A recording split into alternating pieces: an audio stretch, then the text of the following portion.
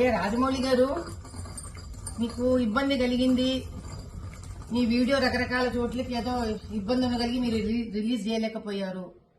ఎవరి కష్టాలు వాళ్ళకు ఉంటాయి, కాదనట్లేదండి. కానీ ఆంజనేయ స్వామి వెనకుండి నడిపిస్తాడు అని మీ నాన్నగారు అన్నారు. అది ఇప్పుడు భావ్యంగా అనిపించట్లేదు మీకు అన్నారు కదా. పోనీ బాహుబలి సినిమాలో కోట్లు సంపాదించారు కదండి, శివలింగాన్ని ఎత్తిపించి పాపం ప్రభాస్ గారితో. అప్పుడేమన్నా శివుడి మీద ఏమైనా దానకం చదివారా మీరేమన్నా? ఏ శివాలయానికి ఏమైనా దాన ధర్మాలు చేశారా? ఆ రోజు చేసింది లేదు, ఈ రోజు తిట్టుకోవడం ఎందుకండి ఆంజనేయ స్వామిని చెప్పండి. కుల వృత్తిలో వ్యక్తులు అంటే కుమ్మరివాడు ఆ కుమ్మరి వస్తువులని, కంసాలివాడు తన కంసాలి వస్తువుని, డాక్టర్ తాను సర్జరీలో వాడే సర్జరీ వస్తువులని, వీటిలన్నిటినీ దైవంగా భావిస్తారండి. భగవంతుడు డబ్బు సంపాదనకి వాడుకోండి, కాదనట్లేదు.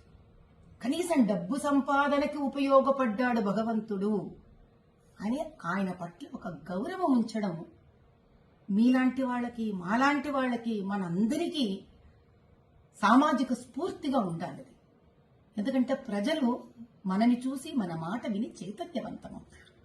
అంత బేలలాగా మీరు ఎవరో ఏదో షాట్లు మీకు కొట్టేశారు కాబట్టి మీకు ఆంజనేయ స్వామి వెనక లేడని మీరు భావించడం, ఆ తర్వాత వెంటనే సమస్య తీరిపోగానే చిన్నపిల్లలాగా వేసేసుకోవడం, ఇంకా నిలకడెక్కడుంది రాజమౌళి గారు మీ అంత పెద్ద మనిషికి కూడా.